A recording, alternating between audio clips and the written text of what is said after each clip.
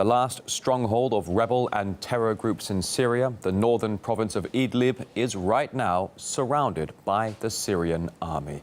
With a decisive battle looming, civilians are fleeing the area through humanitarian corridors set up by the Syrian government and Russia.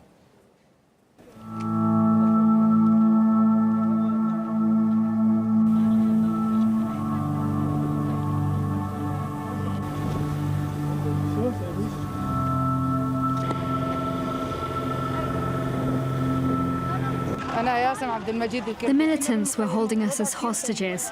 It was cold in our camp in winter and deadly hot in summer. This humanitarian corridor is our salvation.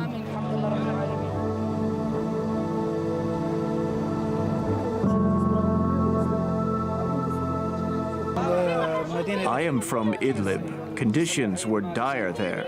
The militants don't let anyone go. We escaped with just the clothes on our backs.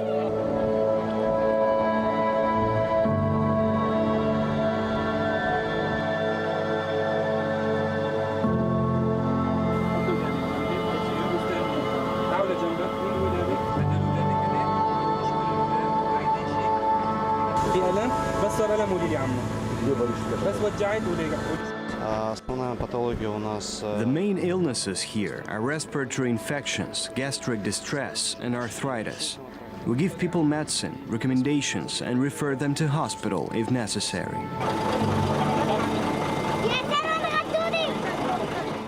Controlling Idlib is militant group Hayat Tahrir al-Sham, formerly known as al-Nusra or as al-Qaeda in Syria.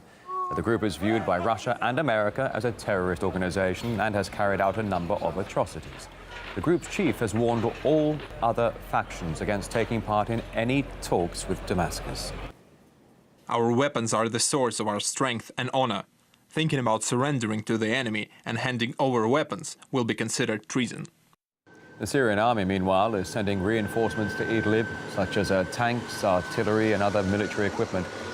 Officers say their troops are ready for the final battle against militants, but as of right now, they are waiting for the order. And as tensions mount in Idlib, the Russian Center for Syrian Reconciliation says it's received intelligence on the delivery of toxic substances to the province with the help of the White Helmets to later be used in staging a false flag attack. Russia has previously warned that militants are preparing to stage a chemical attack. The issue has been the subject of heated debate at the UN Security Council. Syrian armed forces have no chemical weapons and no plans to use them. There is no military necessity for it. We've said this many times before. It is not enough for the Russians to assert that the Syrians have no chemical weapons. There are very many inaccuracies and inconsistencies. Sensible people will not use militarily useless means to draw the fire of three powerful countries upon themselves. We have no information about chlorine being delivered, and therefore, if the Russian ministry does have that, the most probable explanation is that it is a preemptive attempt to set the agenda and the narrative for an appalling attack to come. We consider it as an invitation to the armed rebel groups to stage another chemical attacks as they did it in Eastern Ghouta, Duma. It's very clear to us and our partners that this is an effort to distract from an imminent attack on Idlib. RT's Murad Gazdiev has more on how the involvement of the international community in the Syrian war has made the potential escalation an extremely risky scenario.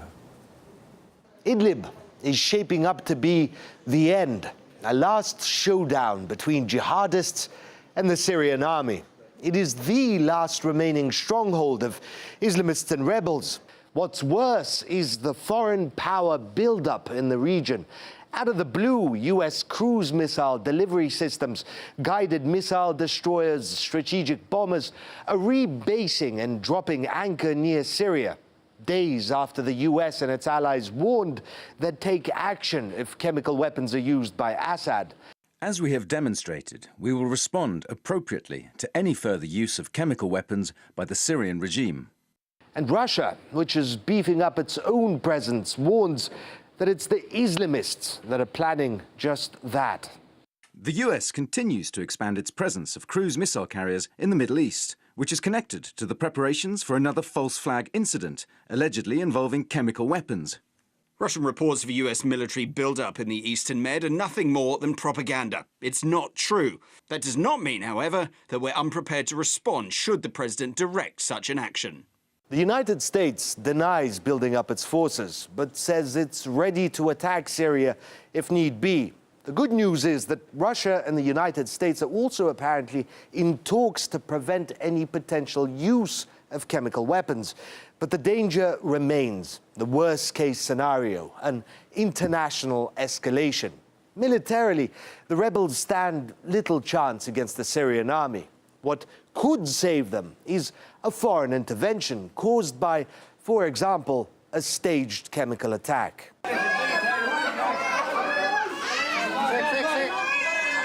That is what happened last time, say the Russians. A staged incident in Ghouta that led to a US, French and British cruise missile barrage against Syria.